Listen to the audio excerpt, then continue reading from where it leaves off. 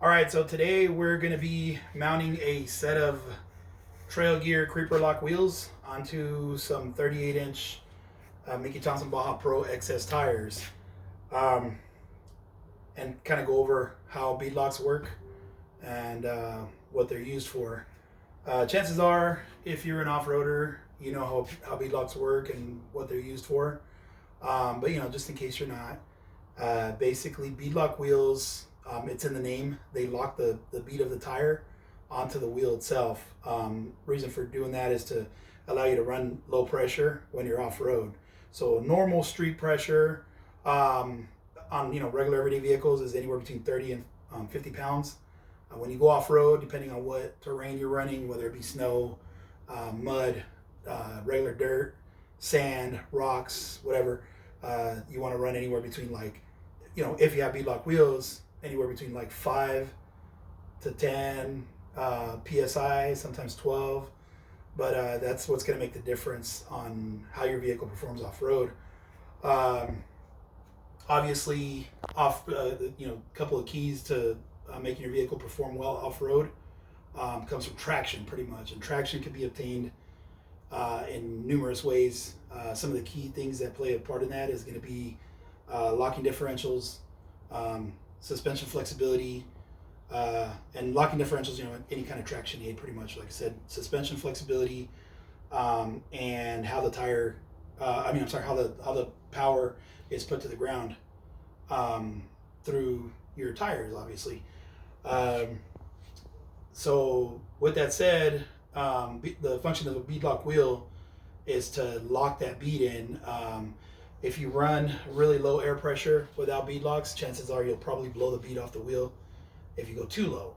Obviously, a narrow wheel will hold a bead pretty good when you air it down, but bead locks is the way to go. That's what's going to lock that bead in and not allow it to come off the wheel when you air down. So what we're going to do today is we're going to mount these wheels onto these tires and kind of go over how everything works. On a regular wheel, obviously that isn't a beadlock wheel. These have this is what a beadlock wheel looks like. Basically, on a regular wheel, your tire, when you mount the tires, the bead of the tire rests like in between the wheel itself. So basically the beads, like the inner bead is going to go here, the outer bead is going to go here, right? That's how wheels work. On a beadlock wheel, on the inside, you still run the bead on the inside of the lip. On a beadlock wheel, like these conventional ones versus like the DIY ones, the bead of the tire is actually going to rest right here, and what's going to lock it in place is an outer ring. Now, the ones we're doing today are a little interesting. Creeper locks from Trail Gear. They used to do a regular standard ring, but they've gone to these segmented rings, and reason being is, I'll show you once we open them up.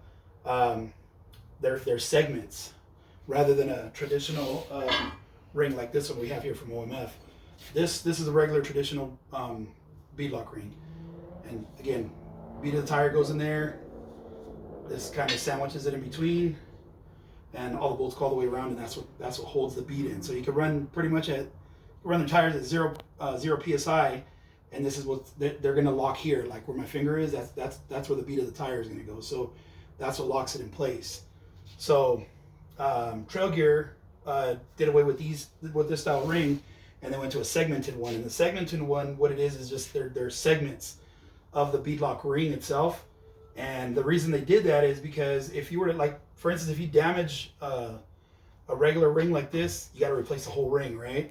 On the segmented ones, if you damage a spot on the beadlock ring, all you have to replace is the segment itself. So you don't have to replace the whole ring, which makes it a little bit easier in like mounting it and when you're replacing it in case you were to damage it. And the reason being is all you have to do is basically air down the tire, let all the air out, and then you can then replace just the one section of the beadlock ring, which makes it a little bit easier because it's cheaper to replace. You don't have to replace the whole ring, so you don't have to purchase a complete ring, you can just purchase the one segment and replace that. But we do recommend that if that were to happen and you were to replace that segment, you gotta make sure you air the tire completely out. Let all the air out of the tire. Make sure there's no air pressure in that tire when you do replace that segment. And the reason being is because that can cause serious harm. I mean, even death. We've mounted a lot of these, and we've seen some crazy failures in the past. So with that said, we're going to go ahead and mount this wheel. One thing that the majority of beadlock wheel manufacturers don't include is valve stems. So we are going to go ahead and use these here. Wheel manufacturers, if you're watching this, please include these from now on. But we've mounted all kinds of different ones. We've done trail gear, trail readies, KMCs, OMFs, race lines. I mean, just battle-born, all of them. We've mounted just about all of them, and 99% of them don't include a valve stem, which we understand. It's it's more cost effective that way, but makes it to where you kind of have to go out and purchase one yourself. So we usually just use like the regular ones from like AutoZone, stuff like that. So first, what you want to make sure keep in mind is to put the valve stem in before you mount the tire, because otherwise you end up mounting the tire and then you don't have the valve stem, so you got to break it all down. So easy, really easy to do. So you just spray them down, spray them this way, and then you can use just a regular regular screwdriver just to pop them through. So the valve stem hole is here, so we would just go ahead and push it through. Boom, it's through. So now that we've got that done, we'll go ahead and set the wheel down, okay?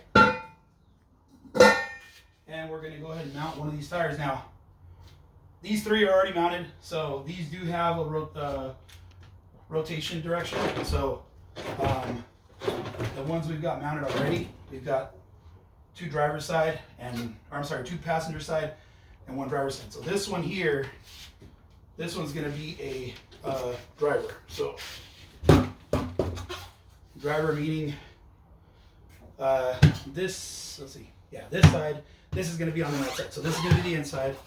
So what we'll do is we spray the tire down just to lubricate it, okay? And we'll go ahead and drop it. Oops. We'll go ahead and drop it in place. So real easy to do. Some people will set the tire down and then drop the wheel over the top.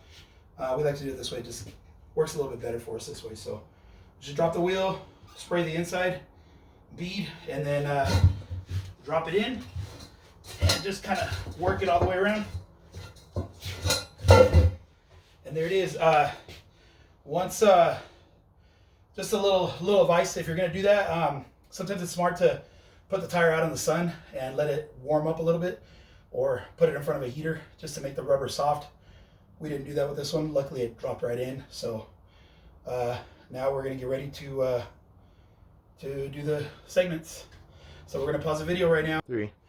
So now that we've got the tire on there, we put another wheel underneath it just so that the tire itself can drop. On some of the narrow wheels, you kind of have to do that. These are 17 by 9, so they're not really wide wheels, so we kind of have to do that before mounting the tire, right? Otherwise, you won't be able to center the wheel onto the tire. What we use to center them is we use regular screwdrivers, like flathead screwdriver. Basically, what we do is just go all the way around the tire. Make sure that the bead itself is resting on the part of the wheel where it's supposed to rest. Otherwise, you'll end up with like wobble or vibration. Tire won't center correctly. So as of right now, all we're doing is just basically centering the bead, basically seating the bead onto the part of the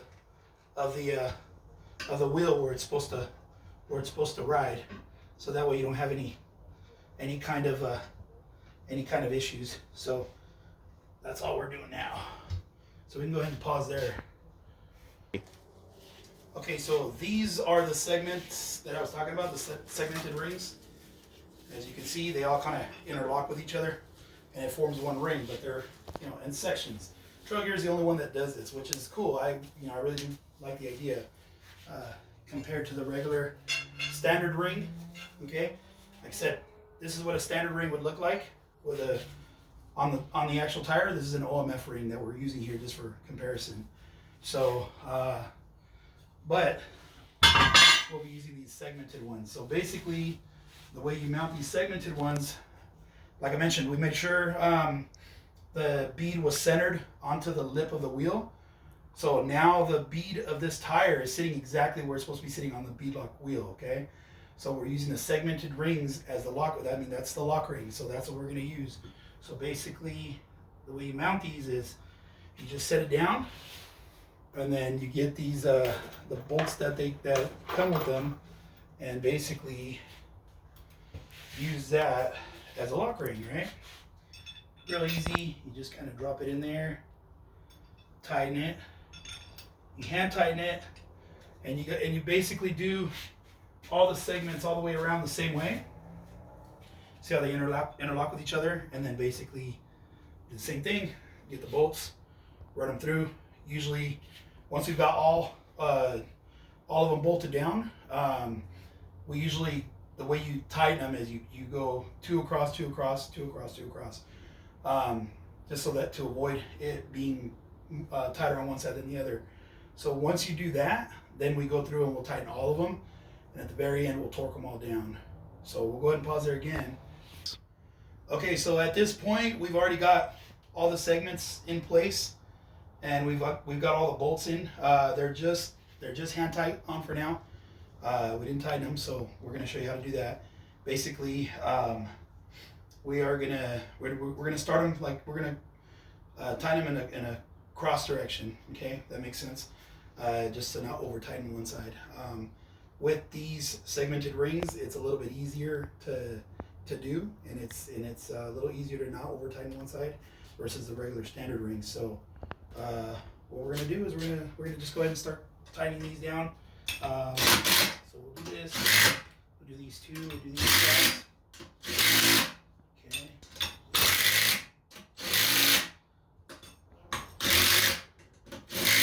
So after this, now we've started tightening them. Sorry, and then now we're gonna go ahead and go over all of them, crank them all down, just get them to where they need to be, and then we'll go ahead and hit them with a torque wrench, torque on the spec, and once we're finished with that, then we just go ahead and air it up, seat the back bead, and we're done.